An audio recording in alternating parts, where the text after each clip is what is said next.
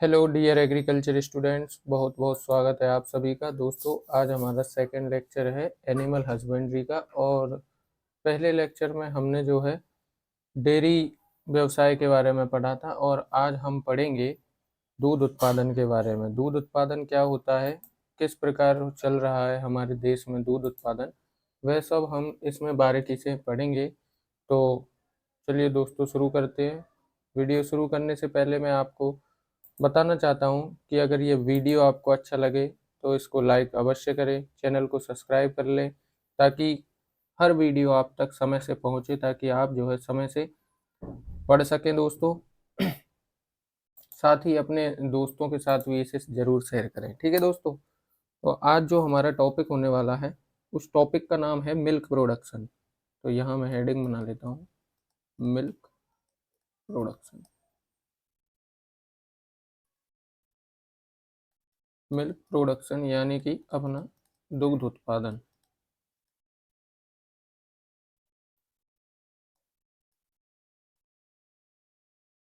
तो जो अपना दूध उत्पादन है दोस्तों, ये गाँव में छोटी छोटी इकाइयों से चल रहा है। ये हमने कल डिस्कस कर लिया था।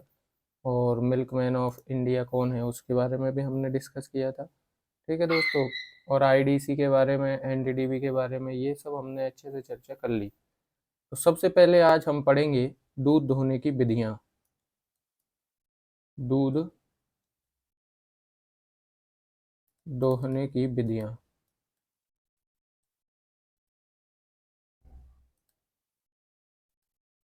दोहना किसे कहते हैं दोस्तों? तो दोहना कहा जाता है जिसे हम दूध निकालते हैं गाय से, उसे, उस प्रक्रिया को कहते हैं दोहना। और ये इंग्लिश में इसको बोलेंगे, कई सारी मिल्किंग मेथड होती हैं, तो इंग्लिश में इसको मिल्किंग कह सकते हैं। Milking method, milking method English में, ठीक है दोस्तों। तो दूध धोने की जो प्रक्रिया है, उसमें हम सबसे ज़्यादा हाथों का इस्तेमाल करते हैं। तो सबसे पहले हम हाथ वाली विधियों का ही चर्चा करेंगे, कौन कौन सी होती है। तो यहाँ हेडिंग बना लें आप, hand milking method. Hand milking method,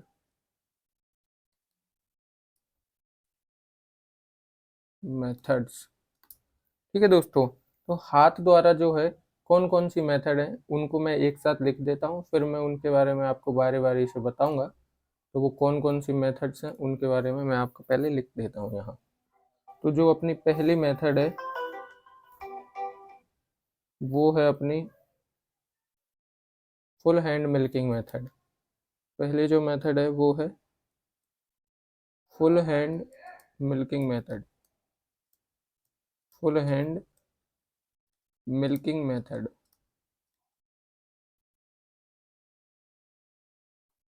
और दूसरी मेथड है हमारी नकलिंग मेथड। नकलिंग मेथड।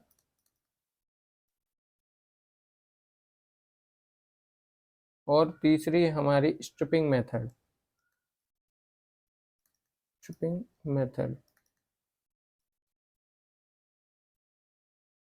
आप लोगों में से शायद कुछ लोग जानते भी होंगे इन मेथड्स के बारे में, और जो लोग पहली बार पढ़ रहे हैं उनके लिए थोड़ा सा नया होगा दोस्तों।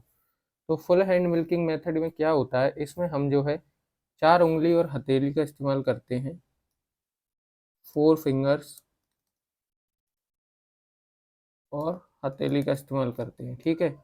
इससे जो है दूध में जो थन होते हैं, थनों में विकृति नहीं होती है। थनों में विकृति नहीं होती है। विकृति उत्पन्न नहीं होती है। थनों में विकृति अर्थात दोस्तों की पशु को दिक्कत नहीं आती है, कहने का मतलब ये है। फुल हैंड मिल्किंग मेथड में जो है, जब हम दूध निकालते हैं तो पशुओं को समस्या नहीं आती है दूध धोने में, और पूरा जो है दोहन होता है। और इस विधि को हम साइंटिफिक मेथड भी कहते हैं। इस विधि को साइंटिफिक मेथड भी कहा जाता है। साइंटिफिक मेथड क्यों कहा जाता है दोस्तों? क्योंकि वैज्ञानिकों ने इसको अच्छा बताया है, इसीलिए इसे साइंटिफिक मेथड कहा जाता है। अब बात करें हम नकलिंग मेथड की, तो नकलिंग मेथड में हम फोर फिंगर और हमारे अंगूठे का इस्तेमाल करते हैं, और हमारा अंगूठे का इस्तेमाल करते हैं, ठीक है। तो इससे क्या होता है दोस्तों, अंगूठों के बीच में जब थन आता है तो थनों में विकृति होती है और पशुओं को कष्ट होता है। पशुओं को कष्ट होता है तो ये जो है क्या हो जाता है, इससे पशु पूरा दूध नहीं निकालता है। और ये भारत में सबसे ज़्यादा प्रचलित विधि है, सबसे ज़्यादा प्रचलित विधि है, सबसे ज़्यादा इस्तेमाल की जाने वाली विधि है। स्ट्रिपिंग मेथड क्या होता है दोस्तों, स्ट्रिपिंग मेथड में हम क्या करते हैं, अंगुलियां और अंगूठे के बीच में थनों को लाते हैं। अंगुली और अंगूठे के बीच में हम थन को लाते हैं और उसे खींचते हैं। ये भी एक अच्छी मेथड है और इसमें पशुओं को कष्ट नहीं होता है। ठीक है, इसमें कष्ट होता है दोस्तों, जो हमारी नकलिंग मेथड है इसमें कष्ट होता है। इनको हिंदी में क्या क्या कहा जाता है, तो फुल हैंड मिल्किंग मेथड को तो पूर्ण हस्त मेथड कहा जाता है। ठीक है दोस्तों, और अंगूठा विधि हो जाएगी, ये आपकी नकलिंग मेथड हो जाएगी अंगूठा विधि। स्ट्रिपिंग मेथड हो जाएगी आपकी चुटकी विधि, चुटकी विधि। तो ये इनके अलग अलग नाम हैं, ये भी आप नोट करते चलें। और जो भी मैं यहाँ लिख रहा हूँ आप जो है उसकी एक अच्छी कॉपी बना लें। उससे क्या होगा दोस्तों, ये जो इम्पोर्टेंट टर्मिनोलॉजी है आपको काम आएगी। और अगर आप नोट्स बना लेंगे अच्छे से तो फिर आपको जो है आगे दिक्कत नहीं आएगी। पेपर एग्जाम के टाइम पे बस आपको क्या करना रहेगा, रिवीजन करना रहेगा दोस्तों। ठीक है, तो मैंने आपको बताया भारत में सबसे ज़्यादा प्रचलित विधि कौन सी है, तो वो है आपकी अंगूठा विधि। ठीक है, और वैज्ञानिक विधि कौन सी मानी गई है, तो पूर्ण हस्त दोहन विधि को वैज्ञानिक विधि माना गया है। और पूर्ण हस्त दोहन विधि को, जो हमारा पूर्ण हस्त दोहन विधि है,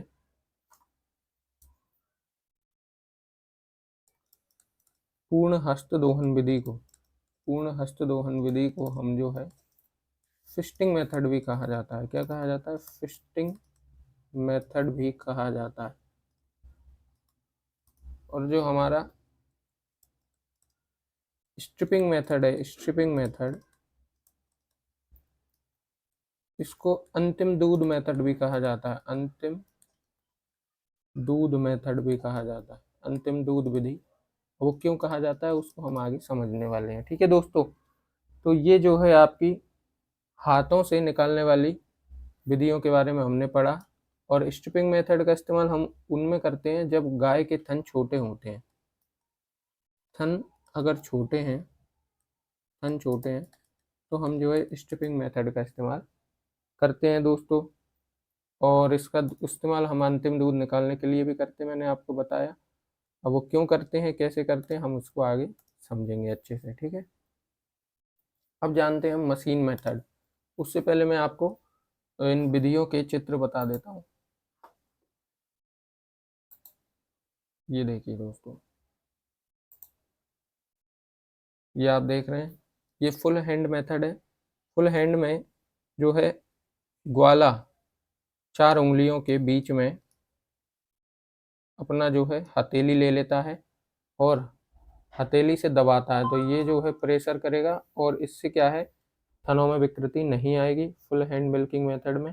और फुल हैंड मिल्किंग मेथड को अपन ने क्या बोला दोस्तों, इसको बोला हमने वैज्ञानिक विधि, वैज्ञानिक विधि। और इसको क्या बोला दोस्तों, इसको हमने बोला फिस्टिंग मेथड, फिस्टिंग मेथड। ठीक है, स्ट्रिपिंग मेथड, ये चुटकी मेथड जिसको कहा जाता है, चुटकी विधि कहा जाएगा इसको, चुटकी मेथड। या फिर इसको बोला जाएगा अंतिम दूध निकालने वाली विधि, अंतिम दूध निकालने वाली विधि। नकलिंग जिसे कहा जाता है अंगूठा विधि, सबसे बेकार विधि, सबसे ज़्यादा प्रचलित विधि। ठीक है दोस्तों, सबसे ज़्यादा प्रचलित है, सबसे ज़्यादा बेकार है। तो ये देख लो आप, ये चित्र आपको समझ में आ गए होंगे। चलें फिर अपने डैशबोर्ड पर।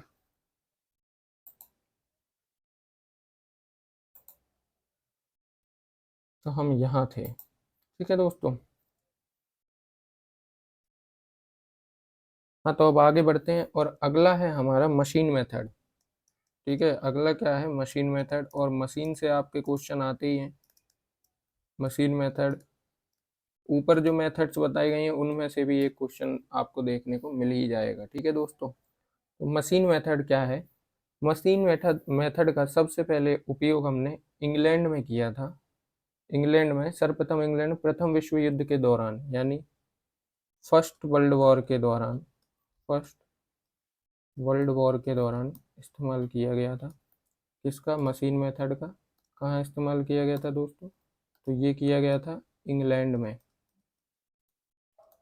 इंग्लैंड में इसका इस्तेमाल किया गया था। मशीन क्या होती है दोस्तों? तो मशीन एक प्रकार की वैक्यूम सक्शन मशीन होती है, जो थनों में लगाई जाती है और वैक्यूम करती है दूध को, और दूध वैक्यूम के थ्रू जो है निकलने लगता है थनों से। तो इससे हमें क्या फ़ायदा है? इससे हमें एक तो समय की बचत हो जाएगी दोस्तों, समय की बचत। दूसरा, अधिक ग्वाले नहीं लगेंगे हमको। ठीक है, तो ग्वाले की बचत, समय की बचत। ठीक है दोस्तों, श्रम जो लगता है, श्रम भी बचेगा अपना। ठीक है दोस्तों, तो इन चीज़ों की बचत हो जाएगी। एक ग्वाला, एक ग्वाला एक यूनिट वाली मशीन से, एक ग्वाला एक यूनिट वाली मशीन से लगभग 15 से 17 गायों का दोहन पर हावर कर सकता है, पर हावर कर सकता है। वहीं अगर ग्वाला, एक ग्वाला अगर समझदार है, एक ग्वाला स्किल्ड स्किल्ड ग्वाला है, मतलब थोड़ा सा उसको नॉलेज है, तो वो 2 यूनिट वाली मशीन से 25 से 30 गायों का दोहन 1 घंटे में कर सकता है। और ये वाला जो है डेटा आपसे एक बार पूछ लिया गया है एग्जाम में, ये आपका इम्पोर्टेंट रहा, ये एक बार पूछ लिया गया है। ठीक है दोस्तों, तो ये रहा। अर्थात जहाँ पशुओं की संख्या ज़्यादा होगी तो हम वहाँ क्या करेंगे? मशीन मेथड का इस्तेमाल करेंगे। अगर ज़्यादा पशु हैं हमारे तो वहाँ हम मशीन मेथड इस्तेमाल करेंगे। अब मशीन में क्या क्या भाग होते हैं? तो मशीन के भाग, भाग या पार्ट्स। ठीक है, तो मशीन के क्या क्या पार्ट्स हैं वो ज़रा आप देख लीजिए। इसमें होगा एक थन कप, थन कप होगा। ठीक है दोस्तों, एक होगा आपका रबर ट्यूब, रबर ट्यूब, और इसमें होगा आपका बल्ब,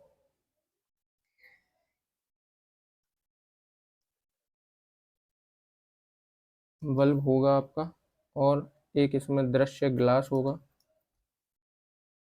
4 दृश्य ग्लास। दृश्य ग्लास के अलावा इसमें होगा निर्वात पाइप। निर्वात पाइप की क्या ज़रूरत होती है दोस्तों, वो मैं आपको बताऊंगा। निर्वात पाइप होगा इसमें, और एक जो है सकिंग मशीन होगी इसमें। ठीक है दोस्तों, तो एक इसमें सकिंग मशीन होगी निर्वात पाइप के अलावा, और इसमें जो है आपकी दुग्ध बाल्टी होगी, एक होगी इसमें बाल्टी। तो इन सब के जो है अलग अलग उपयोग हैं। थन कप का इस्तेमाल कहाँ किया जाएगा दोस्तों? तो थनों में जो कप लगाए जाएंगे जो सक्शन प्रेशर उत्पन्न करेंगे उसे कहते हैं थन कप। तो ये थन कप तो वहाँ लगेगा दोस्तों। और रबर ट्यूब क्यों जरूरत पड़ती है? तो रबर ट्यूब जो है टैंक में दूध ले जाने वाली उस मशीन, उस लेजम को हम रबर ट्यूब कहेंगे। और वॉल्व क्या काम करते हैं दोस्तों? तो वॉल्व जो है, एक मिनट दोस्तों, थोड़ा सा यहाँ आवाज़ ज़्यादा आएगी, मैं थोड़ा सा इसको म्यूट करूँ।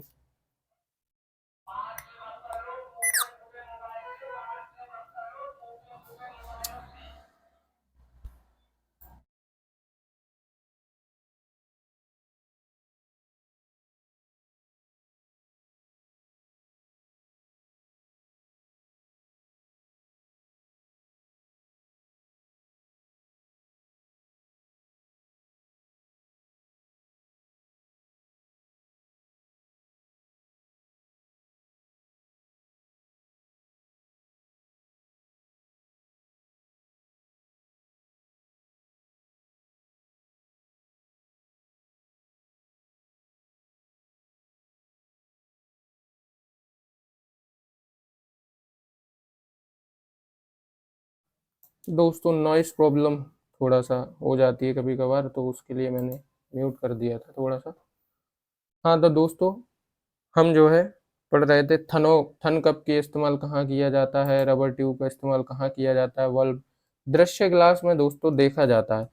दृश्य ग्लास में क्या देखा जाता है कि दोस्तों कहीं कोई ब्लड तो नहीं आ जाता है, कभी क्या है प्रेशर ज़्यादा हो जाता है तो ब्लड भी आने के चांस हो जाते हैं, तो दृश्य ग्लास में उसको देखा जाता है। निर्वात पाइप जिसे बोलते हैं हम सक्शन पाइप। सक्शन पाइप में क्या होगा दोस्तों, जब हम किसी चीज में निर्वात उत्पन्न कर देते हैं तो वो जो है खींचने की गति को तेज कर देती है। तो ये आपका निर्वात पाइप, आप जो है फिजिक्स पढ़ रहे होंगे तो उसमें आपको अच्छे से पता होगा कि निर्वात पाइप क्या होता है। और बाल्टी जिसमें हम जो है दूध इकट्ठा करेंगे, यानी जहाँ हम इसको ले रहे हैं वो स्थान को हम बाल्टी कहेंगे, ठीक है। तो इसका भी मैं आपको डायग्राम दिखा देता हूँ ताकि आपको ये समझ आ जाएगा अच्छे से। ये देखिए दोस्तों, ये आपकी मशीन है, दुग्ध मशीन है, कुछ इसी तरह की होती है। ये ओल्ड वर्जन है। तो ये जो है आपका वॉल रबर ट्यूब्स हैं ये ऊपर, और ये बैरल्स हैं इनमें। ये ट्यूब से जो रबर ट्यूब मैंने आपको बताया था, यहाँ जो है नीचे बाल्टी आ जाएगी, सक्शन प्रेशर आपका यहाँ आ जाएगा। तो इस प्रकार का जो है आपका मशीन होता है। ये मशीन क्या है, एक्चुअल में पुरानी मशीन है और मेरे पास जो है अच्छा डायग्राम नहीं मिल पाया तो मैंने यही लगा दिया, लेकिन ये भी काम का ही है। दोस्तों देखो, ये वाल्व है आपके, ये वाल्व है इसके, और ये आपका रबर ट्यूब है, ठीक है। ये इसके अंदर थन है, ये जो लगे हुए हैं वो थन है, ठीक है। ये अब ये देखो, इसमें से ये प्रेशर से मिल्क जा रहा है, ठीक है दोस्तों। तो ये जो ट्यूब है वो रबर ट्यूब है। यहाँ वाल्व हो गए, यहाँ इसमें क्या है, ये पुराना मशीन है तो मैं कह रहा हूँ ना, इसमें दृश्य ग्लास नहीं दिखा अपन को, इसमें सक्शन प्रेशर यहाँ दिया है उन्होंने, ठीक है। ये नीचे एक जगह बाल्टी रख देंगे। इस प्रकार जो है ये प्रक्रिया है, ठीक है दोस्तों। चलते हैं अपने पेज पर, और नेक्स्ट है अपना टॉपिक। अब अभी हमारा यही टॉपिक कंप्लीट नहीं हुआ है ना, इसको ही कंप्लीट करते हैं पहले। तो इस टॉपिक में अब क्या रह गया दोस्तों, तो इसमें एक आध दो चीज़ और रह गई हैं, जैसे कि इस मशीन में क्या है 50 से 55 प्रति मिनट स्पंदन होता है। 50 से 55 प्रति मिनट क्या होता है, इसमें स्पंदन होता है। और उस स्पंदन में क्या होता है दोस्तों, तो ये क्या है, धड़कती है मशीन। धड़कने के कारण इसमें होता है 5 से 8 इंच प्रति एचजी का दबाव पैदा करती है ये। 5 से 8 इंच प्रति एचजी, एचजी यूनिट है दबाव की। तो प्रति एचजी जो है क्या करती है, दबाव उत्पन्न करती है। तो इस दबाव के कारण दूध खिंचता है, ठीक है दोस्तों। और हाथ से धोने वाली मेथड और मशीन दोनों से ही दूध धोने का काम जो है 5 से 7 मिनट में कर लिया जाता है। 5 से 7 मिनट में कंप्लीट कर लिया जाता है। और दूध उतारने के लिए जिम्मेदार हार्मोन का क्या नाम है, तो जिम्मेदार हार्मोन है आपका, वो है आपका ऑक्सीटोसिन। ऑक्सीटोसिन जो है, अगर गाय के बॉडी से रिलीज हो जाता है मस्तिष्क से, तभी आप जो है दूध निकालते हैं। और थनों में दूध आता है एलव्यूयल सेल, एलव्यूअल सेल होती हैं दोस्तों। और ये हम जो है जब एनिमल पढ़ेंगे उस समय हम और अच्छे से मैं आपको बताऊंगा, एनिमल जब पढ़ेंगे तो।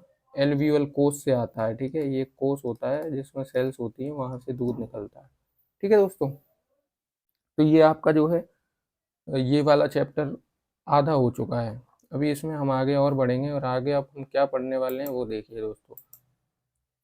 अगली हेडिंग है आपकी दूध में पाई जाने वाली गंदगियाँ। हेडिंग बनाएंगे दूध में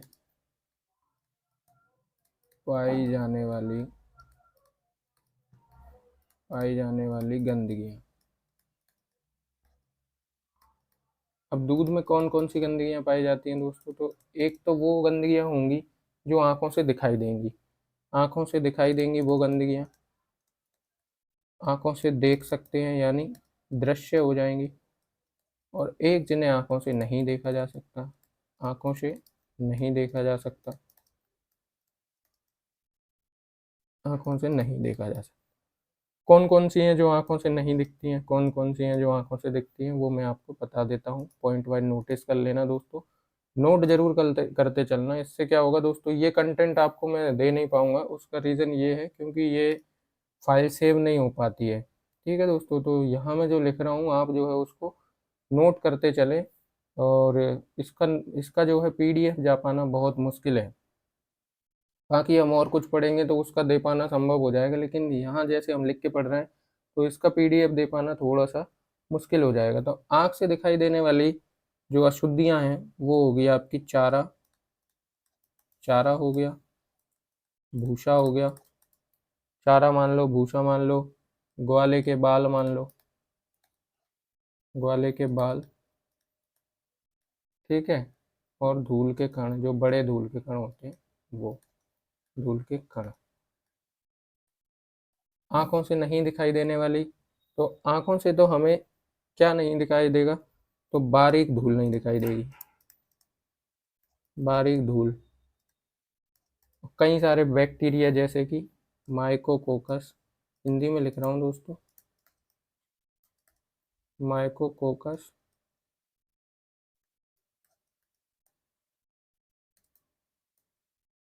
ये बैक्टीरिया है दोस्तों। ठीक है दोस्तों, स्ट्रेप्टोकोकस, स्ट्रेप्टोकोकस, और आपका बैसिलस, बैसिलस। इसके अलावा आपका कोलीफॉर्म आता है, कोलीफॉर्म भी आपका इसमें आता है। तो अभी जो है आपको सिर्फ नोट करना है, समझाने का काम मेरा है दोस्तों। ये सभी बैक्टीरिया हैं जो हाथों से दूध में पहुंच जाते हैं, कुछ थनों से पहुंच जाते हैं, तो ये सब बैक्टीरिया इसमें होते हैं। एक और होता है स्यूडोमोनास, स्यूडोमोनास। ये सब अशुद्धियां जो हैं दूध में आपको देखने को मिलेंगी। अगर दूध में जीवाणुओं की संख्या 300 से 1500 सेंटीमीटर होती है और हम बाहर से आने वाली गंदगी को रोक दें, तब इसको जो है बाहर से जो गंदगी आने वाली है, जैसे आंखों से देख सकते हैं चारा, भूसा, ग्वाले के बाल, इनको हम रोक दें, तो हम इसको बोलेंगे अपूर्ण दूषित दूध, अपूर्ण दूषित दूध बोला जाएगा इसको। ठीक है दोस्तों, अपूर्ण दूषित दूध क्या कहलाएगा, जिसमें हम बाहर से आने वाली गंदगी को रोक देंगे। और ऐसे दूध में जो है जीवाणुओं की संख्या आपकी 300 से 1500 सेंटीमीटर होती है, सेंटीमीटर स्क्वायर होती है। ठीक है दोस्तों, तो आपको समझ आ रहा होगा, ये हमारी एक प्रकार से थ्योरी क्लास है। इसमें जो है हम हर एक चीज़ को समझ रहे हैं। और आपको जो भी चीज़ समझ नहीं आए मुझे कमेंट बॉक्स में बताना कि सर मुझे ये समझ नहीं आया, तो मैं जो है उसको और नेक्स्ट क्लास में एक्सप्लेन कर दूंगा। और अगर वो कुछ ऐसी चीज़ होगी कि आपको वहीं बता दी जाए, तो फिर आपको वहीं बता दी जाएगी। ठीक है दोस्तों, अब बात करते हैं जीवाणुओं की संख्या के आधार पर कच्चे दूध का वर्गीकरण और श्रेणी कैसे होगी। तो जीवाणुओं की संख्या के आधार पर, जीवाणु यानी कि बैक्टीरिया, बैक्टीरिया या ऑर्गेनिज्म के आधार पर दूध को निम्न भागों में बांटा गया है। कौन कौन से भाग हैं उसको मैं लिख रहा हूँ, फिर बताता हूँ। ठीक है, अगर दूध में जीवाणुओं की संख्या 2 लाख से कम है, ये लिख लेना दोस्त, ये आपसे बहुत ज़्यादा पूछा जाता है। 2 लाख से कम है तो कैसा होगा, 2 से 10 लाख है तो कैसा होगा। ये जो मैं लिखा रहा हूँ दोस्तों, ये बहुत इंपॉर्टेंट फैक्ट लिखाने जा रहा हूँ आप इसको लिख ही लेना। 10 से 50 लाख संख्या है तब कैसा होगा, और अगर 50 लाख से अधिक है तो, 50 लाख से अधिक है तो तब जो है दोस्तों अलग अलग श्रेणी में अलग अलग कहा जाएगा। 2 लाख से कम होते हैं तब इसको कहा जाता है वेरी गुड, वेरी गुड, यानी ये बहुत अच्छा दूध। ठीक है दोस्तों, और 2 से 10 लाख है तो केवल गुड़ मिलेगा, केवल गुड़ ही मिलेगा, शक्कर नहीं मिलेगी। और 10 से 50 लाख है तो सेटिस्फैक्ट्री हो जाएंगे। सेटिस्फैक्ट्री मतलब ठीक है इतने में काम चल जाएगा, मतलब सेटिस्फैक्ट्री हो गया।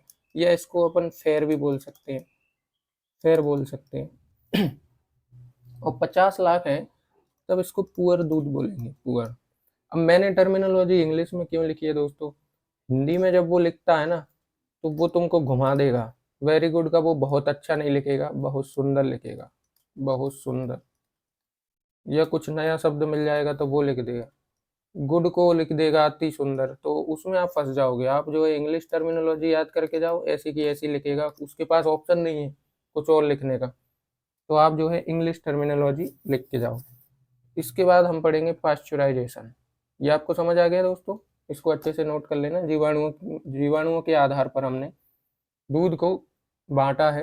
अगर 2 लाख से कम है दूध में बैक्टीरिया जीवाणु अपने, तो वो अच्छा दूध है, वेरी गुड जिसको मिलेगा कंडीशन।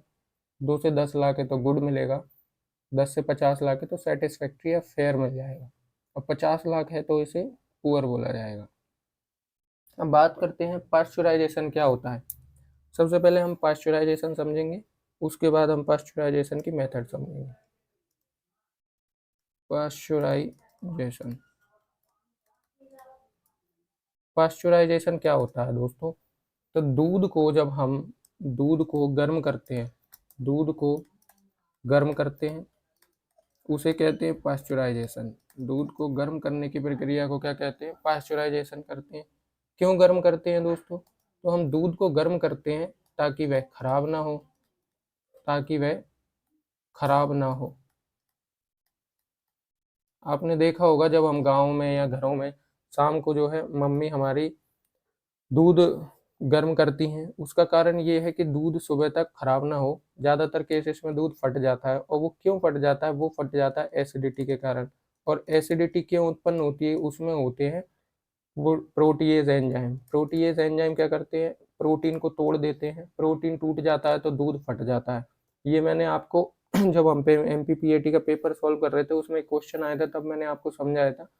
तो इस क्रिया से बचने के लिए, यानी एक तरह से हम प्रिजर्व करेंगे दूध को सुबह तक, तो जब हम दूध को गर्म करते हैं, तो गर्म करते हैं तो बैक्टीरिया जीवाणु कई प्रकार के होते हैं, जैसे मीजोबायोटिक होते हैं, मीजोबायोटिक, बायोटिक बोल सकते हैं या थर्मिक बोल सकते हैं, मीजोथर्मिक, मीजोथर्मिक। और अलग अलग टेम्परेचर पर जीवित रहने वाले बैक्टीरिया होते हैं। तो हम लगभग 100 डिग्री सेंटीग्रेड पर रोज दूध को, मिल्क को गर्म करते हैं। इतने में जो है ये बैक्टीरिया मर जाते हैं या इनकी संख्या कम हो जाती है। तो ये कम हो जाते हैं तो हमारा दूध जो है सुबह तक अच्छा बना रहता है। तो ये हो गया हमारा पाश्चराइजेशन।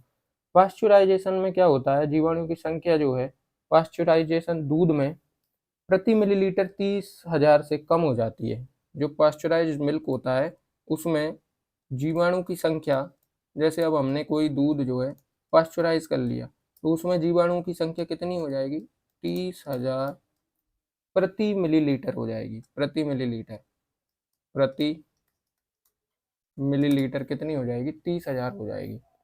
अब पाश्चराइजेशन कैसे किया जाता है, तो इसकी 2 फेमस मेथड है और दोनों ही पूछे जाने वाली मेथड है। तो आपसे दोनों ही पूछ ले तो आप जो है याद रखना अच्छे से कि अगर हम 63 डिग्री सेंटीग्रेड, यानी कि 63 डिग्री सेंटीग्रेड या फिर 145 डिग्री फ़ारेनहाइट, 145 डिग्री फ़ारेनहाइट पर गर्म कर रहे हैं, तो ये गर्म किया जाएगा 30 मिनट के लिए। कितने मिनट के लिए, 30 मिनट के लिए। और अगर हम 72 डिग्री सेंटीग्रेड पर, 72 डिग्री सेंटीग्रेड पर गर्म कर रहे हैं, ये हो जाएगा आपका 161 डिग्री फ़ारेनहाइट, तब हम करेंगे इसको 15 सेकंड के लिए। 15 सेकंड के लिए दोस्तों याद रखना, मैंने 15 सेकंड लिखा है। तो low temperature high time, low temperature high time, LTHT, high time high temperature low time, HTLT। तो ये जो है आपकी 2 मेथड हो जाएंगी, LTHT, HTLT। ठीक है दोस्तों, इस प्रकार से आप इनको याद रखना, और ये आपकी इम्पोर्टेंट मेथड है तो आप भूल मत जाना। इनको जो है लिख ही लेना अच्छे से दोस्तों, है ना। तो ये आपका हो गया। अब दूध में पाई जाने वाली गंदगी का जो स्रोत है उसको जो है हम देख लेते हैं। दूध में और भी गंदगी है, और गंदगी कहाँ से आ रही है, तो उनका जो सोर्स है, सोर्स ऑफ द गंदगी सोर्स ऑफ द गंदगी नहीं दोस्तों, सोर्स गंदगी का क्या है वो हम जानते हैं। तो जो हमारा सोर्स है उसमें हम दो तरह के सोर्स होंगे, एक तो होगा अपना इंटरनल और एक होगा अपना एक्सटर्नल। इंटरनल और एक्सटर्नल, एक्सटर्नल और इंटरनल दो तरह के सोर्स होंगे। इंटरनल में क्या होगा और एक्सटर्नल में क्या होगा। इंटरनल में तो आपका दोस्तों आयन ही आ जाएगा, और जो है आपका सॉरी, इंटरनल में आपका जो है ग्वाला खुद आ जा हो सॉरा सॉरी सॉरी दोस्तों, कुछ कुछ भूल जाता हूँ कभी कभी मैं, उसके लिए मुझे क्षमा करें। एक्सटर्नल में आपका ग्वाला आ जाएगा दोस्तों, एक्सटर्नल में ग्वाला आ जाएगा, वो कैसे आएगा मैं आपको बता रहा हूँ। और इंटरनल में आपका आता है आयन, आयन जो है आता है। और ओवरऑल देखा जाए तो ओवरऑल में आपका आयन ही आता है। अगर आपसे पूछा जाए कभी कि दूध में अशुद्धि का कारण क्या है या स्रोत क्या है या सोर्स क्या है, तो ओवरऑल आयन ही रहता है, तो सबसे ज़्यादा आयन ही करेगा।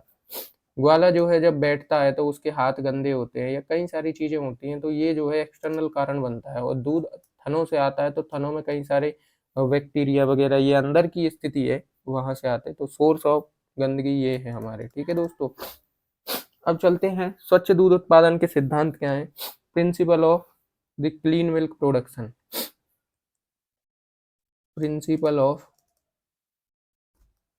Principle of clean milk production, milk production. तो क्लीन मिल्क प्रोडक्शन की क्या प्रिंसिपल है वो आपको हम यहाँ बताते हैं, ठीक है। तो सबसे पहले तो होना चाहिए पशुशाला की बनावट, स्ट्रक्चर ऑफ पशुशाला की बनावट। पशुशाला की बनावट का क्या महत्व है इसमें, मैं वो आपको समझाता हूँ। तो दोस्तों आपकी जो पशुशाला है वो सबसे पहले तो उत्तर दक्षिण दिशा में होनी चाहिए, उत्तर दक्षिण दिशा में होना चाहिए। ये क्या है सर उत्तर दक्षिण दिशा, तो ये आपका होता है ऊपर नॉर्थ, नीचे साउथ, इधर ईस्ट, इधर वेस्ट होता है। तो वो क्या कह रहा है आपको, उत्तर दक्षिण दिशा में होना चाहिए, उत्तर दक्षिण दिशा में होना चाहिए क्या आपका पशुशाला की बनावट। तो आपकी पशुशाला जो है इस हिस्से में बनी होनी चाहिए, मतलब उसका गेट जो है ऐसा होना चाहिए, या तो उत्तर की ओर होगा या दक्षिण की ओर होगा, ठीक है। इससे क्या होता है दोस्तों कि मॉर्निंग में सबसे ज़्यादा जो है चंद्रमा एक तो इस हिस्से में रहता है, सूर्य और एक हिस्से में रहता है, तो इधर हवा और जो है सूर्य की उपस्थिति अच्छी बनी रहती है, उसके लिए हमको यहाँ जो है इस प्रकार की बनावट रखना है, ठीक है दोस्तों। इसके अलावा हमको समय समय पर उसको क्लीन करना है। पशुशाला को क्लीन करने के लिए हम जो है 2% डेटॉल का इस्तेमाल करेंगे, डेटॉल का इस्तेमाल करेंगे। और 150 से 150 से 200 ppm, 200 ppm हम करेंगे क्लोरीन का इस्तेमाल, क्लोरीन का इस्तेमाल। तो ये दोनों ही इम्पोर्टेंट हैं, इनको लिख लें दोस्तों। और 7 से 8 दिन में हमें चूने से जो है नालियों की साफ सफाई अच्छे से करना है, नालियों की सफाई हमें 7-8 दिन में रेगुलर करना है। और 6 महीने में एक बार जो है, 6 माह हमें एक बार, 6 मंथ में 1 टाइम एक बार चूने से पोतना है, चूने से पोतना है। पोतना समझ गए दोस्तों, पेंट करना है। ये कुछ बच्चे जो है इंग्लिश मीडियम से होते हैं तो उनको जो है हिंदी भाषा समझ नहीं आती, तो उनके लिए भी जो है मैं बायलिंगुअल ही लेके चल रहा हूँ। तो जहाँ आपको टर्मिनोलॉजी समझना है वहाँ आप मुझे कमेंट में बता देना कि सर ये समझ नहीं आया, तो ये मेरा काम है दोस्तों बताना। बस आपका काम है डाउट पूछना, आप जो भी रहे मुझे पूछ लेना। तो बनावट हो गया दोस्तों।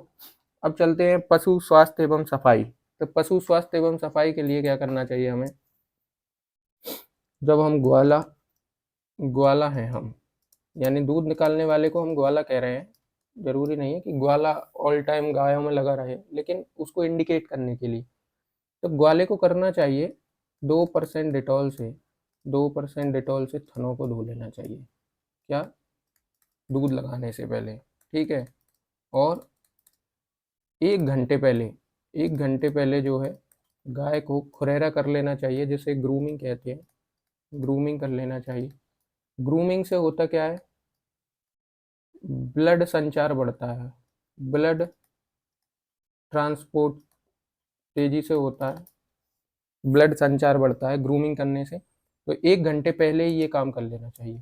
और साथ में हमें जो है 1 घंटे पूर्व ही, दूध लगाने से 1 घंटे पूर्व ही क्या कर लेना चाहिए, हमें कर लेना चाहिए, गाय को जो भी खिलाना पिलाना हो वो 1 घंटे पहले ही कर लेना चाहिए। उस समय का वेट नहीं करना चाहिए। ठीक है।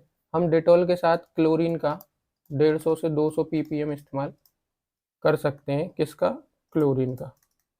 क्लोरीन का इस्तेमाल दोस्तों पानी को शुद्ध करने के लिए किया जाता है, मार्केट में अवेलेबल होता है। पानी को शुद्ध करने के लिए क्लोरीन का हम इस्तेमाल करते हैं, लेकिन बिना प्रिस्क्रिप्शन के आप इसका इस्तेमाल ना करें। ठीक है दोस्तों, ये हानिकारक हो सकता है। ग्रूमिंग एक बहुत अच्छी क्रिया है, इसके बारे में पीएटी में कई बार पूछा गया है। तो ग्रूमिंग क्या होता है? खुरैरी जिसको कहते हैं, आजकल हम खुरैरा करते हैं। गांव में आपने सुना होगा कि गाय को खुरैरा करा जा रहा है। वो इसलिए किया जाता है दोस्तों ताकि उसमें ब्लड का संचार बना रहे, अच्छा बना रहता है ब्लड संचार गायों में। ग्वाले की स्वास्थ्य एवं सफाई, तो ग्वाले के स्वास्थ्य सफाई क्या होनी चाहिए? एक तो ग्वाला टोपी पहना होना चाहिए, उसके पास सफ़ेद तौलिया होना चाहिए, सफ़ेद तौलिया होना चाहिए। ठीक है, सफ़ेद कपड़े पहनना होना चाहिए। तो ये जो है ग्वाले की विशेषताएं होनी चाहिए। शरीर पर सफ़ेद कपड़ा हो, सिर पर टोपी से ढका होना चाहिए। ठीक है, तो ये चीज़ें ग्वाले में होना चाहिए। और ग्वाला जो है स्वस्थ होना चाहिए। ग्वाला कैसा होना चाहिए? स्वस्थ होना चाहिए, तब वो दूध लगाने के लिए जो है सही रहेगा। नहीं तो उस वही गंदा कर देगा। मेन तो क्या है, ग्वाला ही है ना। पर अगर इंटरनल सोर्स देखें तो आयन है, लेकिन अगर एक्सटर्नल सोर्स देखें तो उसमें मेन तो अपना ग्वाला ही आता है। ठीक है। डेयरी के बर्तन कैसे होंगे? डेयरी के बर्तन, तो डेयरी में हम जो है कभी भी मिट्टी के बर्तनों का इस्तेमाल नहीं करते। अगर आपसे पूछा जाए कि कौन सी मिट्टी का बर्तन हम डेयरी में इस्तेमाल करते हैं, तो किसी भी प्रकार की मिट्टी का बर्तन हम इस्तेमाल नहीं करते। उसका एक कारण है कि इनमें जो है जीवाणुओं की संख्या ज़्यादा होती है, जीवाणुओं की संख्या ज़्यादा होती है, इसलिए हम डेयरी में इनका इस्तेमाल नहीं करते दोस्तों। ठीक है। क्यों नहीं करते? क्योंकि इसमें जीवाणुओं की संख्या होगी ज़्यादा। तो कौन सा इस्तेमाल करेंगे सर? तो हम 18:8 में स्टेनलेस स्टील का इस्तेमाल करते हैं। ये इसमें क्या होता है, 18% आपका स्टेनलेस स्टील और 8% आपका एल्यूमिनियम होता है। स्टेनलेस स्टील और 8% आपका एल्यूमिनियम होता है, एल्यूमिनियम। तो ये चीज़ें आपकी इसमें देखी जाएंगी। इसका उपयोग करते हैं और हम करते हैं गुंबद आकार का बर्तन इस्तेमाल, तो उसको बोला जाएगा डोम शेप्ड, डोम शेप्ड बर्तन का इस्तेमाल हम करते हैं। तो ये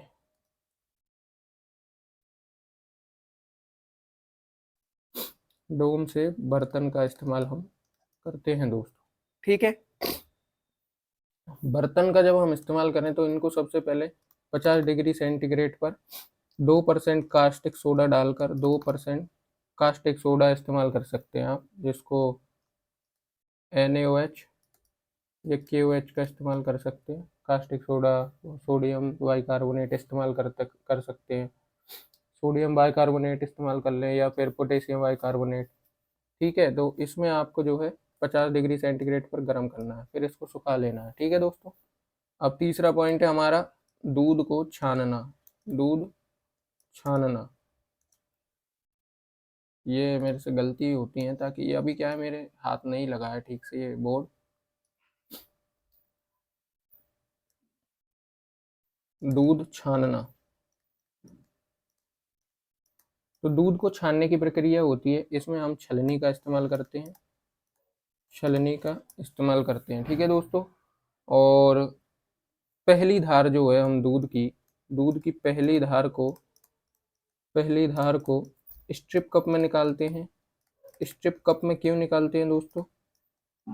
क्योंकि जो पहली धार होती है उसमें जीवाणुओं की संख्या का पता लगाया जाता है। इसमें पहली धार में जीवाणु कितने हैं उसकी संख्या का पता लगाने के लिए हम जो है इसको स्ट्रिप कप में लेते हैं। और अगर जीवाणुओं की संख्या ज़्यादा निकलती है टेस्ट में, तो गाय को जो है थनैला रोग हो जाता है। गाय को कौन सा रोग हो जाता है? थनैला रोग हो जाता है। और थनैला रोग में दूध का जो है स्वाद थोड़ा थोड़ा क्षारीय हो जाता है, क्षारीय मिल्क टेस्ट हो जाता है। तो ये जो पहली धार का हम टेस्ट कर रहे हैं स्ट्रिप कप में, किसके लिए किया जा रहा है? थनैला रोग के लिए टेस्ट किया जा रहा है। ठीक है, कोई आपसे पूछ ले तो आपको बताना आना चाहिए किस लिए किया जाता है। ठीक है दोस्तों, अब दूध को प्रभावित करने वाले कारक कौन कौन से हैं? The factor affecting of the milk production.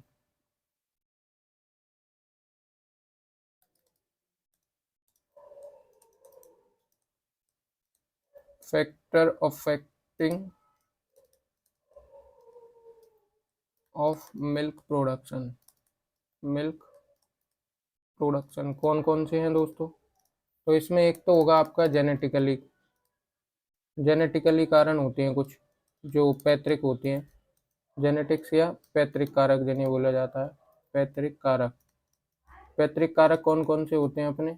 वो होते हैं आपके पैतृक कारक में आपका एक तो पशु का जो है जाति हो जाता है, पशु की जाति मान लीजिए, पशु किस जाति से है वो उसका पैतृक कारण होता है, उसकी प्रजाति यानी स्पीसीज, प्रजाति और उसकी नस्ल।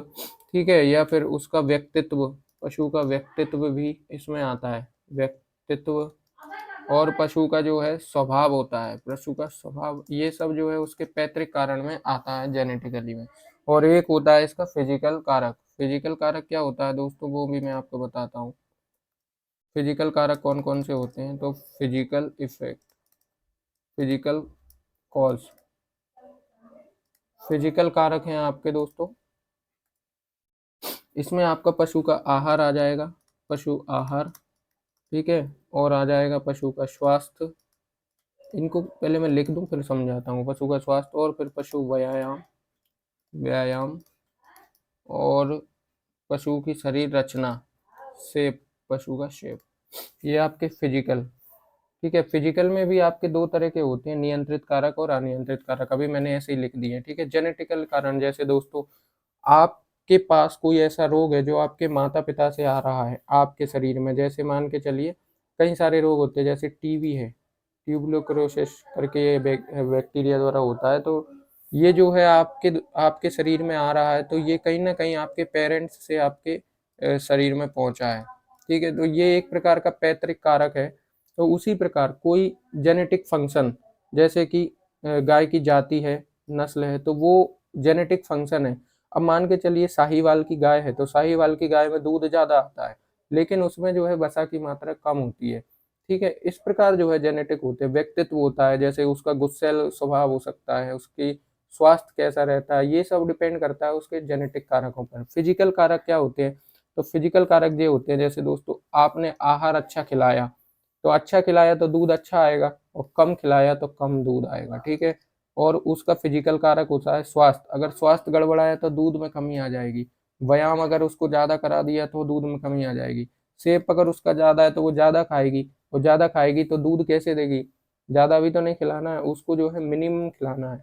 मिनिमम खिलाएंगे तो मिनिमम जो है वो पचा पाएगी, और पचाने के बाद जो है वो दूध देगी। अब फिजिकल में हमारे दो प्रकार के हैं, कौन कौन से हैं? एक तो था नियंत्रित और एक है अनियंत्रित कारक। नियंत्रित कारक और अनियंत्रित कारक, मैं दोनों डाल देता हूँ, फिर दोनों को लिख देता हूँ। अनियंत्रित कारक में मतलब जो कारकों को हम नियंत्रित कर सकते हैं एक तो वो, और जिनको हम नियंत्रित नहीं कर सकते एक वो। तो मैं दोनों लिख देता हूँ। नियंत्रित कारक कौन कौन से हैं अपने? नियंत्रित कारक हैं, इसमें आहार आ गया। आहार जो है हम कम ज़्यादा कर सकते हैं। पशु का स्वास्थ्य हम जो है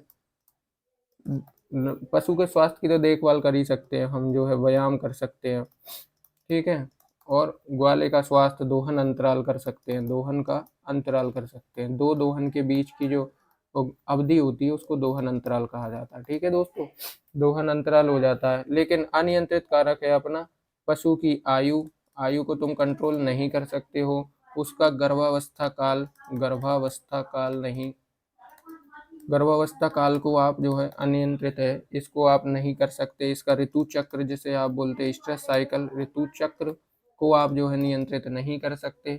और इस मौसम, मौसम को जो है आप, अब डिफरेंट टाइप के मौसम है, उसमें पशुओं का स्वास्थ्य कैसा होता है, तो मौसम को आप जो है नियंत्रित नहीं कर सकते, ये जो है अनियंत्रित कारक है। ठीक है दोस्तों, तो अब आपको मैं कुछ इंपॉर्टेंट फैक्ट लिखवाऊंगा, आप उनको लिख लेना।